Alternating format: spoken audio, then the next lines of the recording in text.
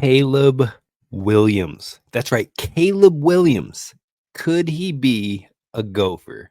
Hey, You are Locked On Golden Gophers. No matter what we're going to do here, we're just going to keep rowing. Your daily podcast on the Minnesota Golden Gophers. However it turns out, we're just going to keep rowing. Part of the Locked On Podcast Network. Your team every day. We're just going to keep rowing, and keep rowing.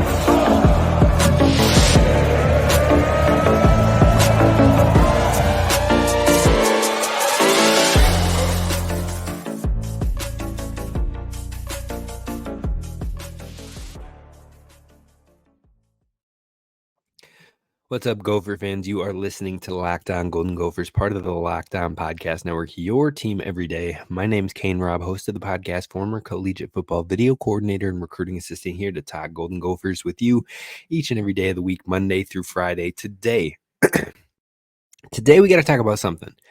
Caleb Williams, could he be joining the Golden Gophers? Now, I'm not talking about the football Caleb Williams, the one that just hit in number one pick in the NFL draft going to the Chicago Bears. I'm talking about Macalester's Caleb Williams. We're going to dive into that.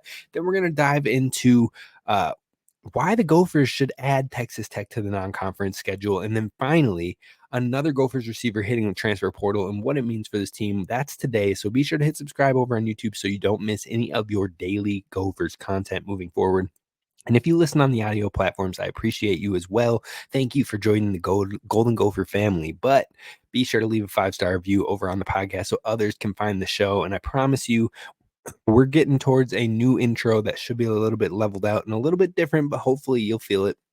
But today we're talking about Caleb Williams. Minnesota has been stated to be interested in Caleb Williams, the one from Macalester right here in Minnesota, the guard. Now, you should recognize that name because Minnesota played Macalester in the exhibition game to open up last year's season. Yes, Macalester is a D3 school, but Caleb Williams, don't get it twisted. This dude can ball. And he proved that in the exhibition game against Minnesota just last year, where he shot 14 of 31 from the floor, 5 of 12 from deep with five rebounds, 2 assists, 1 turnover, and 41 points. That's right. This kid dropped 41 points on the Minnesota Gophers. And this isn't a Gophers defense that was lackluster. This wasn't a bad defense last year, and they gave some teams fits, but Caleb Williams found a way to get it done. And this is the dude that was giving Braden Carrington the business.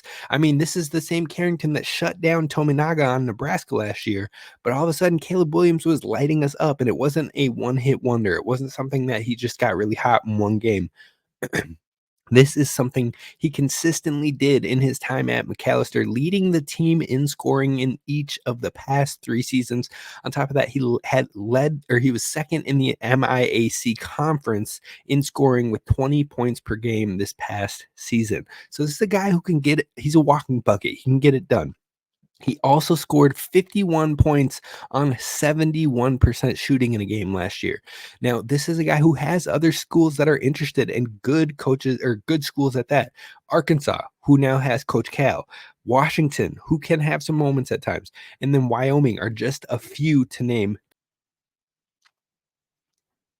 Now, when you hear Coach Cal is interested, you're probably like, okay, well, the Gophers have no chance. But uniquely enough, according to Ryan James over at Gopher Illustrated, Caleb Williams is very specific about the type of schooling he is looking for in graduate school, which is of most importance to him in making his next decision.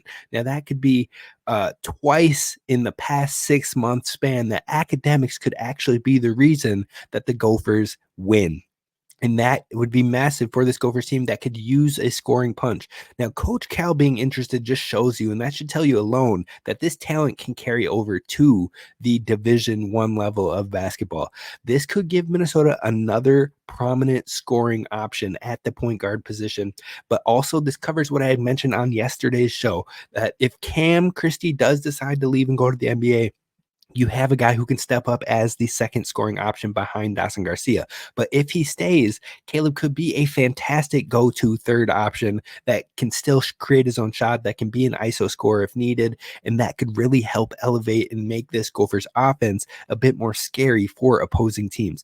So adding a guy like this is only beneficial to the Golden Gophers, and hopefully they can find a way to get it done.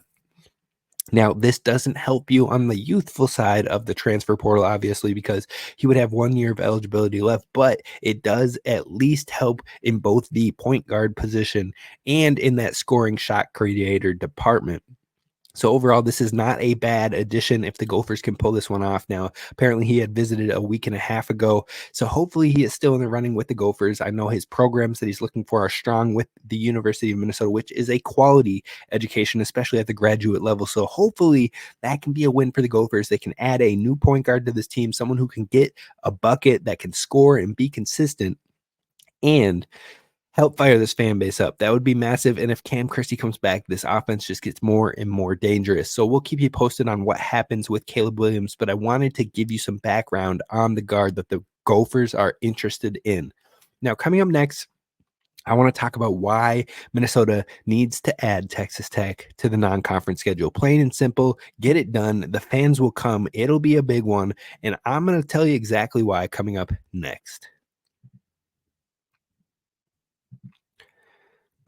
First, let's talk about our friends over at FanDuel, because right now you've got it's winner take all time in the NBA and NHL, and FanDuel is giving you a shot to bring home a win of your own. Right now, new customers get a $150 in bonus bets with any $5 winning bet. That's $150 to bet on spreads, money lines, props, who gets fired, who wins it all of that can be bet over on FanDuel, and you'll get $150 in bonus bets if you place a $5 bet that wins. So definitely go visit FanDuel.com/lockedon and make every playoff shot count, just like the Timberwolves, just like the Celtics. Hopefully we see them both in the finals for one heck of a matchup. But go to FanDuel.com/lockedon to take a chance and get a $5 winning bet to get $150 in bonus bets. FanDuel, America's #1 sportsbook and official sportsbook of Locked On. All right, Gophers fans. So we got some news today. Elijah Hawkins officially committed to Texas Tech. They said that he also had interest in Kentucky, but, I feel like Kentucky was the reason he went into the portal in the first place, and then things didn't pan out exactly how he expected. But nonetheless, he finds a new home in Texas Tech, and it got me thinking, Ben Johnson, the Gopher staff, if you're somehow listening to this right now, y'all need to get Texas Tech on this non-conference schedule ASAP. Get it done yesterday, because this schedule was a burden to Minnesota in this past season in the long run last year, because they didn't have enough quality Q1 and Q2 type games in order to put their name in the running, even though they had a 19-win season. So if you need to get more quality on this schedule, then hopefully you would add a couple power conference teams to play in the non-conference portion of the season. But the reason Minnesota should add Texas Tech is because not only will you have that extra motivation to beat Elijah Hawkins, to get revenge on a teammate that you thought was locked, loaded, and ready to go, not once, but twice with your roster, a guy who just came and set program records and then just leaves you high and dry. So Minnesota should absolutely add that team to the schedule if they can, because you have a shot at a power type win, a quad one win, most likely, a team that was in the postseason last year in the NCAA tournament, a team that has a lot of returning players, and a team that would boost your non-conference schedule, have an extra fire, and it wouldn't be out of the realm of possibilities. And you've seen how this team plays when they're extra motivated against a teammate that is slighted them. Just look at Jamison Battle in the second matchup last year after his little trash talk in the first matchup and what have you. This Gophers team had extra motivation to get it done, and they did that and then some. So go and do the same exact type of thing with this Texas Tech matchup, and it benefits your long-term look. It benefits your potential opportunities at better scheduling or some benefit of the doubt if things go wrong or cut it close towards the tournament next year. And it gives you an opportunity to say, look at what you missed out on if you walk away with a dub.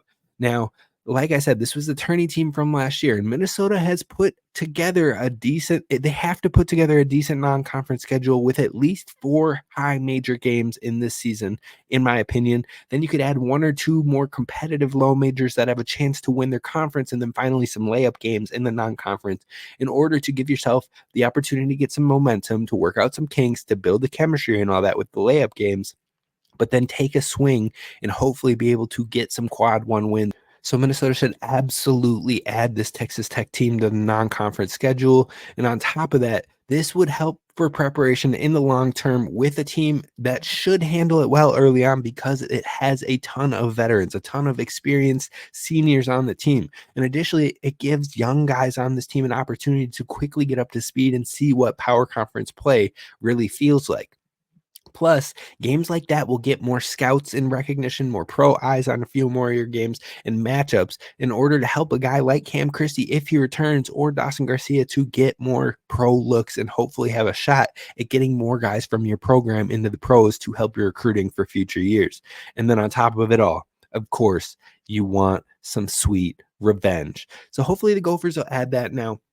There was the thought of, if they add Texas Tech, sometimes you have to pay out a higher split of ticket proceeds or what have you to an opposing team, a higher ranked team, to come on the road to your environment. But if you think about it, maybe you could avoid that type of extra split due to Kerwin Walton being a key player on Texas Tech. It could be a homecoming game for him in order for him to play in front of his hometown family and friends and what have you. So it all seems like it's lining up, and I think Minnesota absolutely needs to put this Texas Tech team on their non-conference schedule. Now, today's going to be a shorter episode. I definitely wanted to get this covered for you, but we're going to keep it short and sweet. Your boy is feeling a little bit under the weather with allergies just absolutely kicking my butt. First I can breathe, then I can't, and I know some of y'all know how that feels. So, we're going to cut this one a little bit shorter, but we're going to first talk about Dallas Sims, wide receiver for the Gophers, a true freshman who early enrolled, is officially hitting the transfer portal. We'll talk about maybe reasons why that could be happening, but we'll dive into what it means for the Gophers coming up next.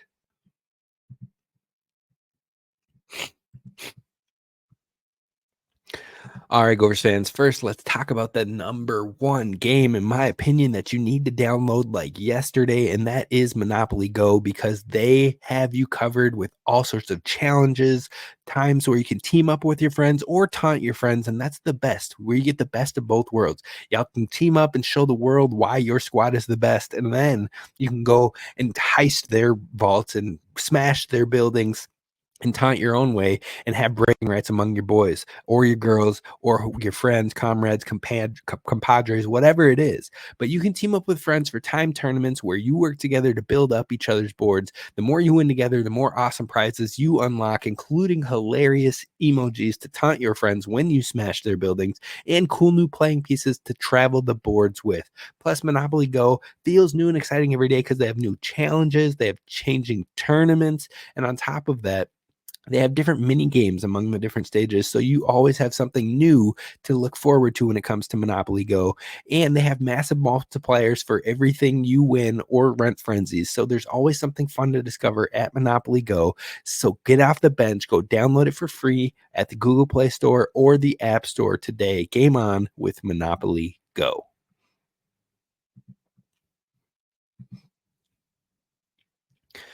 All right, Gophers fans, so let's talk about Dallas Sims, wide receiver for the Golden Gophers, who officially hits the transfer portal. He was a part of the 2024 class of freshmen. He early enrolled this January, went through the spring camp, and then decided this wasn't for him.